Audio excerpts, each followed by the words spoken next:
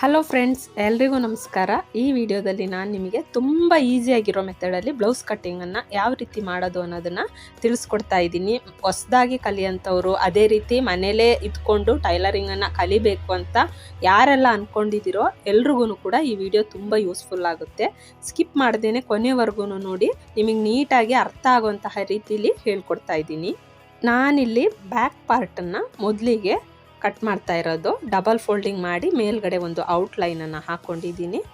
ಇಲ್ಲಿ ನಾನು ನೋಡಿ, ಇಲ್ಲಿ 14 ಇಂಚಿಗೆ ನಾನಿಲ್ಲಿ ಮಾರ್ಕನ್ನು ಹಾಕ್ಕೊಂಡಿದ್ದೀನಿ. ಸಾಧಾರಣವಾಗಿ 14 ಇಂಚ್ ಹಾಕಿದರೆ ಸಾಕಾಗುತ್ತೆ. 1 ಇಂಚು ಎಕ್ಸ್ಟ್ರಾ ಹೋದ್ರೂ 13 ಇಂಚು ಎಲ್ಲ ಅಳತೆ ಬ್ಲೌಸಿಗೆ ಒಂದು ರೀತಿಗೆ ಓಕೆ ಆಗುತ್ತೆ. ಇಲ್ಲಿ 5/4 ಇಂಚನ್ನು ತಗೊಳ್ತಾ ಇದ್ದೀನಿ. ಮತ್ತು ನಿಮಗೆ ನಾನು ಕೊಡೋ ಟಿಪ್ಸ್ ಏನಪ್ಪ ಅಂತ ಹೇಳಿದರೆ, ಹೊಸದಾಗಿ ಕಲಿಯೋಂಥವ್ರು ಯಾರೂ ತುಂಬ ಡೀಪ್ ಇಟ್ಟು ಸ್ಟಿಚ್ ಮಾಡಬೇಡಿ. ಆವ್ರೇಜ್ ಡೀಪ್ ಇಟ್ಟರೆ ಸಾಕಾಗುತ್ತೆ. ಯಾಕೆಂತ ಹೇಳಿದ್ರೆ ಶೋಲ್ಡ್ರ್ ಡ್ರಾಪ್ ಆಗೋ ಸಮಸ್ಯೆಗಳಿರುತ್ತೆ. ಅದಕ್ಕೆ ನಾನಿಲ್ಲಿ ನಿಮಗೆ ಬರೀ 6.5 ಇಂಚಿಗೆ ನಾನಿಲ್ಲಿ ಟಿಕ್ ಮಾಡಿ ತೋರಿಸ್ತಾ ಇದ್ದೀನಿ. 6ರಿಂದ 6.5 ಇಂಚು ಇಷ್ಟಿಟ್ರೇ ಸಾಕಾಗುತ್ತೆ. ವಿಡ್ತ್ 3 ಇಂಚಿಗೆ ನಾನಿಲ್ಲಿ ಮಾರ್ಕನ್ನು ಹಾಕ್ಕೊಂಡಿದ್ದೀನಿ. ನೋಡಿ, ಹಾಕ್ಕೊಂಡು ಇಲ್ಲಿ ನೋಡಿ, ಇಲ್ಲಿ ಈ ರೀತಿ ಡಾಟ್ಸನ್ನು ಕೊಟ್ಕೊಂಡಿದ್ದೀನಿ. ನಿಮ್ಗೆ ಹಾಗೆ ಡಾಟ್ಸ್ ಹಾಕ್ಲಿಕ್ಕೆ ಬರಲಿಲ್ಲ ಅಂತ ಹೇಳಿದ್ರೆ ಕರ್ವ್ ಯೂಸ್ ಮಾಡ್ಕೊಳ್ಳಿ. ಇಲ್ಲಿ ಆರ್ಮ್ ಹೋಲ್ ಹತ್ರ 5.5 ಇಂಚಿಗೆ ನಾನಿಲ್ಲಿ ಮಾರ್ಕನ್ನು ಮಾಡ್ಕೊಂಡಿದ್ದೀನಿ. ನೋಡಿ, ಇದು ಕೂಡ ಅಷ್ಟೇ.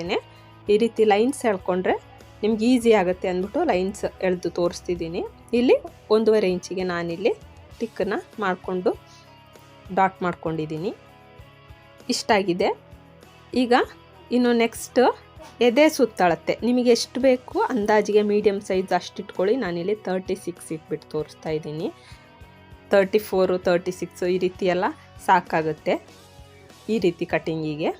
ಇಲ್ಲಿ ಕೆಳಗಡೆ 1 ಇಂಚು ಕಮ್ಮಿಗೆ ಇಟ್ಬಿಟ್ಟು ನಾನಿಲ್ಲಿ ಮಾರ್ಕ್ ಹಾಕ್ಕೊಳ್ತಿದ್ದೀನಿ. ಯಾಕೆಂತ ಹೇಳಿದ್ರೆ ಸೊಂಟದ ಹತ್ರ ಮೇಲ್ಗಡೆಗಿಂತ ಅಳತೆ ಚಿಕ್ಕದಾಗಿ ಬರೋದಕ್ಕೆ, ಫಿನಿಶಿಂಗ್ ಪರ್ಫೆಕ್ಟಾಗಿ ಕಟ್ಟಿಂಗ್ ಬರಲಿ ಅಂದ್ಬಿಟ್ಟು 1 ಇಂಚು ಈಚೆ ಕಡೆಗೆ ಒಳಭಾಗಕ್ಕೆ ಇಟ್ಕೊಂಡು ಇಲ್ಲಿ 1.5 ಇಂಚು ಎಕ್ಸ್ಟ್ರಾ ಇಟ್ಕೊಂಡು ನಾನಿಲ್ಲಿ ಡ್ರಾಯಿಂಗ್ ಮಾಡ್ಕೊತಿದ್ದೀನಿ. ಗೆರೆನ ಹೇಳ್ಕೊಂಡಿದ್ದೀನಿ ನೋಡಿ, ಈ ರೀತಿ.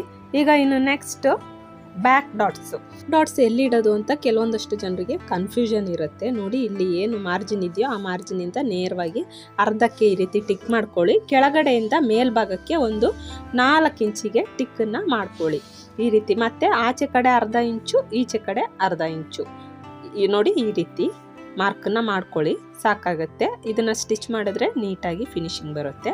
ಇದು ಬ್ಯಾಕ್ ಪಾರ್ಟ್ ರೆಡಿಯಾಗಿದೆ ನೋಡಿ, ಇಷ್ಟೇ, ತುಂಬ ಈಸಿ. ಇವಾಗ ಇದನ್ನು ಕಟ್ ಮಾಡ್ಕೊಳ್ಳೋಣ. ನಾವೆಲ್ಲಿ ಮಾರ್ಕ್ ಮಾಡಿರ್ತೀವೋ ಅಲ್ಲಿಗೆ ನೋಡ್ಬಿಟ್ಟು ನೋಡಿ, ಈ ರೀತಿಯಾಗಿ ಕಟ್ಟಿಂಗನ್ನು ಮಾಡ್ಕೊಬೇಕು. ಕಟ್ಟಿಂಗ್ ಮಾಡುವಾಗಲೂ ಅಷ್ಟೇ ಸ್ವಲ್ಪ ನಿಧಾನವಾಗಿ ನೋಡಿ ಮಾಡ್ಕೊಬೇಕು. ನೋಡಿ, ಈಗ ಬ್ಯಾಕ್ ಪಾರ್ಟ್ ರೆಡಿಯಾಗಿದೆ. ಇನ್ನೊಂದು ಕಡೆಗೂ ನಿಮಗೆ ಇದೇ ರೀತಿ ಇದು ಬೇಕು ಅಂತ ಹೇಳಿದ್ರೆ, ಡ್ರಾಯಿಂಗ್ ನಮ್ಗೆ ಹಾಕಕ್ಕೆ ಬರಲ್ಲ ಅಂದರೆ ಇದನ್ನು ಈ ರೀತಿ ಫೋಲ್ಡ್ ಮಾಡ್ಕೊಳ್ಳಿ. ಪ್ರೆಸ್ ಮಾಡಿದರೆ ಈಚೆ ಕಡೆನೂ ಮಾರ್ಕ್ ಬರುತ್ತೆ, ಮತ್ತು ನೀವು ಅದರ ಮೇಲೆ ಡ್ರಾ ಮಾಡ್ಕೊಬೋದು. ಈಗ ಬ್ಯಾಕ್ ಪಾರ್ಟ್ ಆಯಿತು. ಫ್ರಂಟ್ ಪಾರ್ಟನ್ನು ತೋರಿಸ್ಕೊಡ್ತಾ ಇದ್ದೀನಿ. ಫ್ರಂಟಲ್ಲಿ ನೋಡಿ, ಈ ರೀತಿ 2 ಕಡೆ ಓಪನ್ ಇದೆ. ಯಾಕೆಂತ ಹೇಳಿದ್ರೆ ಫ್ರಂಟ್ ಹುಕ್ಕಿರೋದಕ್ಕೆ ಓಪನ್ ಇರೋ ಕಡೆ ಇಟ್ಟರೂ ಕೂಡ ನಡೆಯುತ್ತೆ. ತುಂಬ ಈಸಿಯಾಗಿ ತೋರಿಸ್ಕೊಡ್ತಿದ್ದೀನಿ ನೋಡಿ. ಬ್ಯಾಕ್ ಪೋರ್ಷನ್ನ ತೆಗೆದುಬಿಟ್ಟು ಇದ್ರ ಮೇಲೆ ಇಟ್ಬಿಟ್ಟು ಹಾಗೇ ಮೇಲ್ಗಡೆಯಿಂದ ಒಂದು ಡ್ರಾವನ್ನು ಮಾಡ್ಕೊಳ್ಳಿ. ಲೆಂತ್ ಮಾತ್ರ ಬ್ಯಾಕ್ಗಿಂತ 1 ಇಂಚು ಇಲ್ಲ 1.5 ಇಂಚು ಜಾಸ್ತಿ ಇರಬೇಕು. ಅದು ಜಾಸ್ತಿ ಇದೆ ಅಲ್ಲಿ ಕೆಳಗಡೆ. ಇದನ್ನು ನೋಡಿ, ಇಷ್ಟೇ, ಕೆಳಗಡೆ ನಾನು ಮಾರ್ಕ್ ಮಾಡ್ಕೊಳ್ತಿಲ್ಲ, ಲೆಂತ್ ಬೇಕು ಅಂದ್ಬಿಟ್ಟು. ನೋಡಿ, ತುಂಬ ಈಸಿಯಾಗಿ ಇಷ್ಟ ಆಗಿದೆ. ನೆಕ್ಸ್ಟ್ ಫ್ರಂಟ್ ಡೀಪ್ ಮಾತ್ರ ನಿಮ್ಗೆ ಎಷ್ಟು ಬೇಕೋ ಅಷ್ಟನ್ನು ಇಲ್ಲಿ ಮಾರ್ಕನ್ನು ಮಾಡ್ಕೊಬೇಕಾಗುತ್ತೆ. ನೋಡಿ, ಇಲ್ಲಿ ವಿಡ್ತು 3 ಇಂಚಿಗೆ ಇಟ್ಕೊಂಡು ನಾನಿಲ್ಲಿ ಮಾರ್ಕನ್ನು ಮಾಡ್ಕೊಂಡಿದ್ದೀನಿ. ಇಲ್ಲಿ ಅದೇ ರೀತಿ ಇಲ್ಲಿ ಈ ರೀತಿ ಗೆರೆಯನ್ನು ಎಳ್ಕೊಳ್ಳಿ. ಈಗ ನೋಡಿ, ಇಲ್ಲಿಂದ ಸ್ವಲ್ಪ ಒಂದು 1/2 ಇಂಚಷ್ಟು ಒಳಭಾಗಕ್ಕೆ ಡ್ರಾ ಮಾಡ್ಕೊಳ್ಳಿ. ಇದು ಫ್ರಂಟ್ ಪಾರ್ಟ್ ಆಗಿರೋದಕ್ಕೆ ರಿಂಕಲ್ಸ್ ಬರಬಾರ್ದು ಅಂದ್ಬಿಟ್ಟು ಒಂದು ಸ್ವಲ್ಪ ಒಳಭಾಗಕ್ಕೆ ನೀವು ಮಾರ್ಕನ್ನು ಹಾಕ್ಕೊಬೇಕು, ಡ್ರಾ ಮಾಡ್ಕೊಳ್ಳಿ.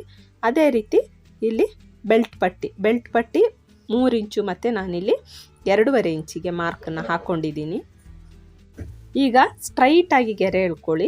ಮತ್ತು ಇಲ್ಲಿ ನೋಡಿ, ಕೆಳಗಡೆಯಿಂದ ಮೇಲ್ಗಡೆಗೆ ಒಂದು 1/2 ಇಂಚು ಟಿಕ್ ಮಾಡಿಕೊಂಡು ಇಲ್ಲಿಂದ ಅದೇ ರೀತಿ 3.5 ಇಂಚು ಅಗಲಕ್ಕೆ ಟಿಕ್ ಮಾಡ್ಕೊಳ್ಳಿ. ಮಾಡಿಕೊಂಡು ನೋಡಿ, ಈ ರೀತಿಯಾಗಿ ತೊಗೊಂಬನ್ನಿ. ಒಂದು ಶೇಪ್ ಇರಬೇಕು. ಇಲ್ಲಿ ಫಸ್ಟ್ ಮಾರ್ಕ್ ಮಾಡಿದಲ್ಲಿಗೆ ಕೊಟ್ಕೊಳ್ಳಿ. ನೋಡಿ ಎಷ್ಟು ನೀಟಾಗಿ ಶೇಪ್ ಬರುತ್ತೆ ಅಂದ್ಬಿಟ್ಟು. ಈಗ ಏನು ಮಾಡಬೇಕಂದ್ರೆ ನಾವು ಡಾಟ್ಸ್ ಹಾಕೋಕ್ಕೂ ಮುಂಚೆನೇ ಬ್ಲೌಸ್ನ ಅಂದರೆ ಈ ಒಂದು ಪೀಸನ್ನು ನಾವು ಕಟ್ಟಿಂಗನ್ನು ಮಾಡ್ಕೊಬೇಕು. ಆಗ ಡಾಟ್ಸ್ ಹಾಕೋದಕ್ಕೆ ಇನ್ನೂ ಈಸಿ ಆಗುತ್ತೆ. ಹೊಸಬ್ರಿಗೆ ಅಷ್ಟು ನೀಟಾಗಿ ಗೊತ್ತಾಗಲ್ಲ ಅಂದರೆ ನೋಡಿ ಇದನ್ನು ಹೀಗೆ ಫೋಲ್ಡಿಂಗ್ ಮಾಡ್ಕೊಳ್ಳಿ, ಇಲ್ಲೊಂದು ಟಿಕ್ ಮಾಡ್ಕೊಳ್ಳಿ, ಮತ್ತು ಇಲ್ಲಿ ಸ್ಕ್ವಯರ್ಗೆ ಒಂದು ಟಿಕ್ ಮಾಡ್ಕೊಂಡಿದ್ದೀನಿ. ನೆಕ್ಸ್ಟ್ ಮೇಲ್ಗಡೆಯಿಂದ ಇಲ್ಲಿ ನೋಡಿ ಶೋಲ್ಡ್ರನ್ನ ಅರ್ಧ ಭಾಗಕ್ಕೆ ಮಾರ್ಕನ್ನ ಮಾಡ್ಕೊಬೇಕು. ಅದೇ ರೀತಿ ಕೆಳಗಡೆಯಿಂದ ಮೇಲ್ಭಾಗಕ್ಕೆ 2.5 ಇಂಚು ಮತ್ತು ಆಚೆ 1 ಇಂಚು, ಈಚೆ 1 ಇಂಚಿಗೆ ಮಾರ್ಕನ್ನ ಮಾಡ್ಕೊಬೇಕು. ನೋಡಿ ಹೀಗೆ ಈಚೆ ಕಡೆಯೂ ಕೂಡ ಅಷ್ಟೇ ಮೊದಲೇ ಟಿಕ್ ಮಾಡೋದಲ್ಲಿ ಅಲ್ಲೂ ಕೂಡ ನಾವು ಅಳತೆಯನ್ನು ನೋಡ್ಕೊಬೇಕು. ಸ್ಟಾರ್ಟಿಂಗಿಂದ ಇಲ್ಲಿ 2 ಇಂಚಿಗೆ ಮಾರ್ಕನ್ನು ಮಾಡ್ಕೊಂಡಿದ್ದೀನಿ. ಅದೇ ರೀತಿ ಸೆಂಟ್ರಿಂದ ಒಂದು 2.5 ಇಂಚಸ್ ಬಿಟ್ಬಿಟ್ಟು ಇಲ್ಲೂ ಕೂಡ ಮಾರ್ಕನ್ನು ಹಾಕ್ಕೊಳ್ತಿದ್ದೀನಿ. ನೋಡಿ ಈ ರೀತಿ ಮಾರ್ಕ್ ಮಾಡ್ಕೊಂಬಿಡಿ. ಒಂದು ಗೆರೆ ಅಲ್ಲ, ಆಚೆ ಈಚೆ 1/4 ಇಂಚಿಗೆ ಗೆರೆನ ಹಾಕ್ಕೊಂಡ್ರೆ ನಿಮಗೆ ಸ್ಟಿಚ್ ಮಾಡುವಾಗ ಕನ್ಫ್ಯೂಷನ್ ಆಗಲ್ಲ. ಇಲ್ಲೂ ಕೂಡ ಅಷ್ಟೇ ಸೆಂಟ್ರಿಂದ 1 ಇಂಚು ಗ್ಯಾಪ್ ತಗೊಂಡು ನೋಡಿ ಇಷ್ಟಕ್ಕೆ ನಾನಿಲ್ಲಿ ಮಾರ್ಕನ್ನು ಮಾಡ್ಕೊಂಡಿದ್ದೀನಿ. ನೋಡಿ ಹೀಗೆ ಆಚೆ ಈಚೆ 1/4 ಇಂಚಿಗೆ ಮಾರ್ಕ್ ಮಾಡಿಕೊಂಡ್ರೆ ಸ್ಟಿಚ್ ಮಾಡುವಾಗ ಯಾವುದೇ ರೀತಿಯ ಕನ್ಫ್ಯೂಷನ್ಸು ನಿಮಗಿರಲ್ಲ. ಆರಾಮಾಗಿ ಸ್ಟಿಚ್ ಮಾಡಿಕೊಂಡು ಹೋಗ್ಬೋದು. ನೋಡಿ ಈಗ ಪಟ್ಟಿ ಕೂಡ ರೆಡಿಯಾಗಿದೆ. ಇದನ್ನು ಸ್ಟಿಚ್ ಮಾಡಿದರೆ ತುಂಬ ಚೆನ್ನಾಗಿ ಫಿನಿಶಿಂಗ್ ಕೂಡ ಬರುತ್ತೆ. ನೋಡಿ ಇದನ್ನು ಈ ರೀತಿ ಇಟ್ಬಿಟ್ಟು ಮೇಲ್ಗಡೆಯಿಂದ ಹೀಗೆ ಪ್ರೆಸ್ ಮಾಡಿದರೆ ಇನ್ನೊಂದು ಕಡೆಗೂ ಕೂಡ ಬರುತ್ತೆ. ನಾನು ತೋರಿಸಿದಷ್ಟೇ ಇದು ಸ್ಕೆಚ್ ಆಗಿದ್ದಕ್ಕೆ ಈಚೆ ಕಡೆ ಬರಲ್ಲ, ಮಾರ್ಕಿಂಗ್ ಚಾಕ್ ಪೀಸಿಗೆ ಬರುತ್ತೆ ಬಟ್ಟೆಗೆ. ಸೊ ಎಲ್ಲರೂ ಕೂಡ ಟ್ರೈ ಮಾಡಿ ಗೊತ್ತಿಲ್ಲದೆ ಇರೋರು. ಈಗ ಸ್ಲೀವ್ನ ಒಂದು ಭಾಗವನ್ನು ಯಾವ ರೀತಿ ಕಟ್ ಮಾಡೋದು ಅಂತ ತೋರಿಸ್ಕೊಡ್ತೀನಿ. ಓಪನ್ ಇರೋ ಕಡೆ ಅಪೋಸಿಟಿಗೆ ಇರಬೇಕು, ಫೋಲ್ಡಿಂಗ್ ಇರೋ ಕಡೆ ನಮ್ಮ ಕಡೆಗೆ ಇರಬೇಕು. ನೋಡಿ ಈ ರೀತಿ ಇಟ್ಕೊಂಡಿದ್ದೀನಿ. ಚಿಕ್ಕ ಕೈನ ನಾನಿಲ್ಲಿ ಮಾರ್ಕ್ ಮಾಡಿ ಕಟ್ ಮಾಡಿ ತೋರಿಸ್ಕೊಡ್ತಾ ಇದ್ದೀನಿ.